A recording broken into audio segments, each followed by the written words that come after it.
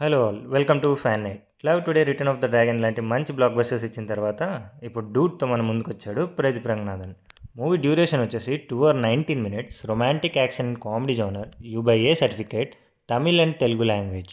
ఈ మూవీ మేము తెలుగులో చూసాము అండ్ ఈ మూవీ మాకు డీసెంట్ అనిపించింది. ప్లాట్లోకి వెళ్తే స్కూల్ అండ్ కాలేజ్లో ఫెయిల్ అయిన లవ్ స్టోరీస్ తర్వాత తను మళ్ళీ ఎవరినైనా ప్రేమించాడా, ఆ సిచ్యువేషన్స్ ఏంటి, ప్రేమించినా కూడా ఎందుకు ఆ అమ్మాయిని తన బాయ్ ఫ్రెండ్తో కలిపే ప్రయత్నం చేస్తాడు, ఈ మధ్యలో రివీల్ అయ్యే పాయింట్స్ ఏంటి అన్నదే స్టోరీ. పర్ఫార్మెన్సెస్ విషయంలో Pradeep Ranganathan's one man show అని చెప్పాలి.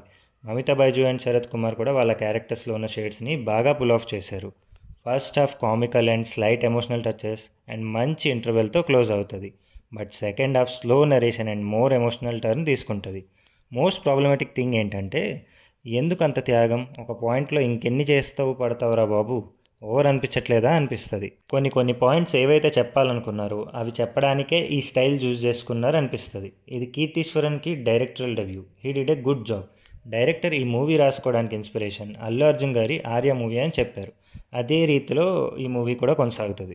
Music by Sai Abhyankar is good. Boom boom song బాగుంటుంది అండ్ బ్యాక్గ్రౌండ్ మ్యూజిక్ కూడా బాగుంటుంది. మిగతా ఆల్బమ్ అంతా ఓకేష్ అనిపిస్తుంది. ఇంకా ఫైనల్గా ప్రదీప్ రంగనాథన్ గురించి ఎన్నిసార్లు చెప్పినా తక్కువే. ఆయన mannerisms, comical timing, expressions, action మాత్రమే సెకండ్ హాఫ్లో మిమ్మల్ని థియేటర్లో కూర్చోబెడుతుంది. ఫైనల్గా మా రేటింగ్ వచ్చేసి 3 stars. మాకు డూట్ కంటే తెలుసు కదా మూవీ బాగా నచ్చింది. మీకు ఏ మూవీ నచ్చిందో కామెంట్ చేయండి. Thank you for watching.